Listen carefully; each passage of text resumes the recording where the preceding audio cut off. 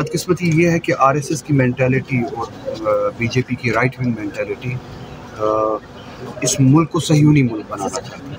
अगर किसी को बर्दाश्त नहीं हुआ तो वो राइट विंग है और वो दिखाते हैं कि वो वही राइट विंग है जो नेतन्याहू की राइट विंग है। अगर पार्लियामेंट में एक मुसलमान के साथ या किसी भी माइनॉरिटी उनके मज़हब की वजह से उन्हें आतंकवादी कहा जाए, दहशतगर्द कहा जाए, तो सड़कों पे जो मुसलमानों के साथ होता है उसकी जवाज़ियत पार्लियामेंट देता है और जो हुकूमत है। आर्मी सिक्योरिटी फोर्सेस इनके लिए एक वो ऑब्जेक्ट बन चुका है जिनको वो इलेक्टोरली यूज़ करते हैं, मगर उनकी बहबूदी के लिए इनके पास ना कोई जवाब है ना कोई लाहे अमल।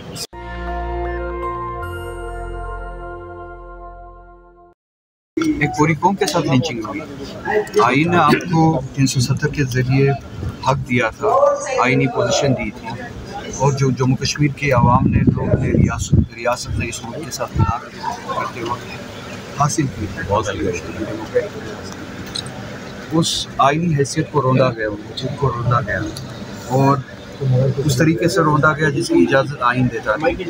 एक माइट का इस्तेमाल किया गया, मेजॉरिटेरियन माइट का इस्तेमाल किया गया, फिर कॉन्स्टिट्यूशनल रवायात को, प्रिंसिपल्स को तोड़ा गया।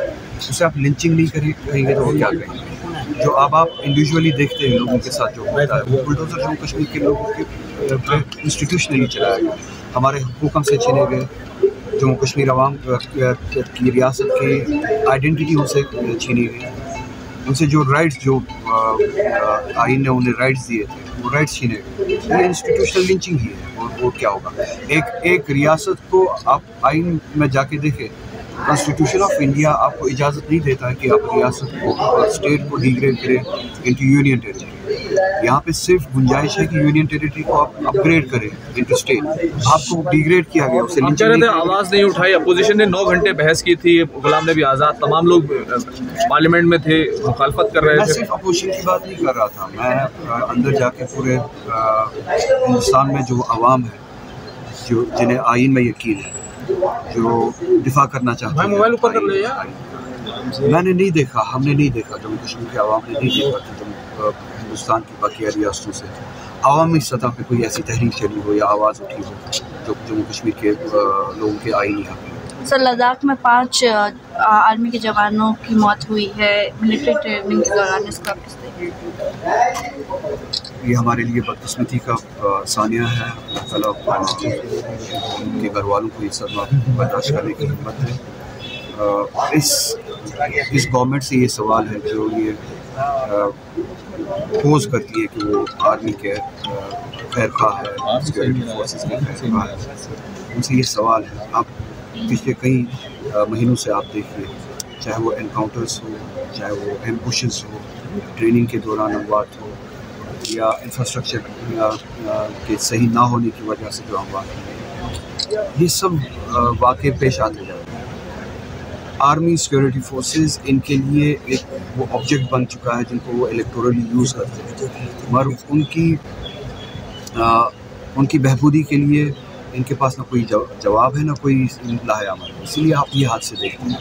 इसके बावजूद भी हम चाहते हैं कि उनके खानवादों का जो हक बनता है, जो कानूनी तौर हक बनता है, उन तक पहुँचाया जाए, और हम इस साने में उनके साथ है। अल्लाह ताला उनको ये सदमा बर्दाश्त करने का हौसला देता है।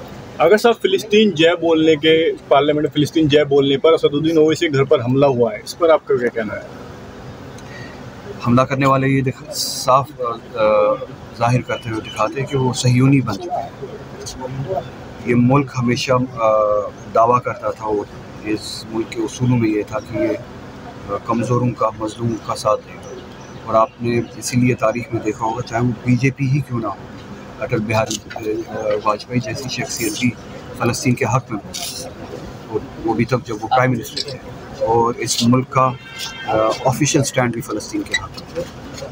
बदकिस्मती ये है कि आरएसएस की मेंटालिटी और बीजेपी की राइट विंग मेंटालिटी इस मुल्क को सह्यूनी मुल्क बनाना चाहती है। अगर फ़लस्तीन जय कहा भी गया तो कौन सी गलत बात नहीं है? मज़लूम है, ऑप्रेस्ड है, उनके साथ जिस तरह की ज़्यादती होती है, हिंदुस्तान का जो ऑफिशियल स्टैंड है, उसी स्टैंड को उस जगह पे जय फ़लस्तीन कह के बताया गया।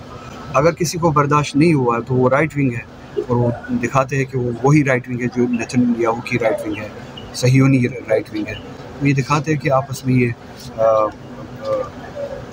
नज़रियाती दोस्त है, नज़रियाती भाई है। मुझे यकीन है कि इस मुल्क में ये नज़रिया जो अक़लियत में है, अक्सरियत में नहीं है। तो अगर ये गुनाह है, मैं अभी खुद भी कहता हूँ फ़लस्तीन जिंदाबाद, फ़लस्तीन की आवाम जिंदाबाद। उनकी मज़लूमियत के लिए हम सभी को खड़ा होना चाहिए। ये गुनाह हम बार बार दोहराएंगे। मैं सड़कों पे मुसलमानों को आतंकवादी कहा, इस मुल्क में इदारों पे मुसलमानों को आतंकवादी कहा और आतंकवादी कह के उन्हें लिंच किया जाता है, मारा जाता है। इन्हीं कुछ हफ्तों में आपने देखा 3 लिंचिंग की वाक़ात हुई। ये आतंकवादी कहने की आज़ादी, लिंचिंग की आज़ादी इसीलिए है क्योंकि पार्लियामेंट में इस तरह की हरकत है, और पार्लियामेंट से बड़ा इदारा जमहूरियत में कोई होता ही नहीं। अगर पार्लियामेंट में एक मुसलमान के साथ या किसी भी माइनॉरिटी उनके मज़हब की वजह से उन्हें आतंकवादी कहा जाए, दहशतगर्द कहा जाए, तो सड़कों पे जो मुसलमानों के साथ होता है उसकी जवाज़ियत पार्लियामेंट देता है, और जो हुकूमत है जो पार्लियामेंट को चलाती है, वो जो स्पीकर है उसकी जवाज़ वही देता है। तो जब तक कि पार्लियामेंट, हुकूमत, ये इदारे इस चीज़ को संजीदगी से ना लें कि ये मुसलमानों के साथ ज़्यादतियाँ कर रहे हैं और मुसलमान इस वक्त मुश्किलात से दो चार हैं, जब तक पार्लियामेंट और हुकूमत इस चीज़ का इजाला ना करे, सड़कों पे इस चीज़ का इजाला नहीं होगा। इसीलिए मैंने पार्लियामेंट में वो बात दोहराई।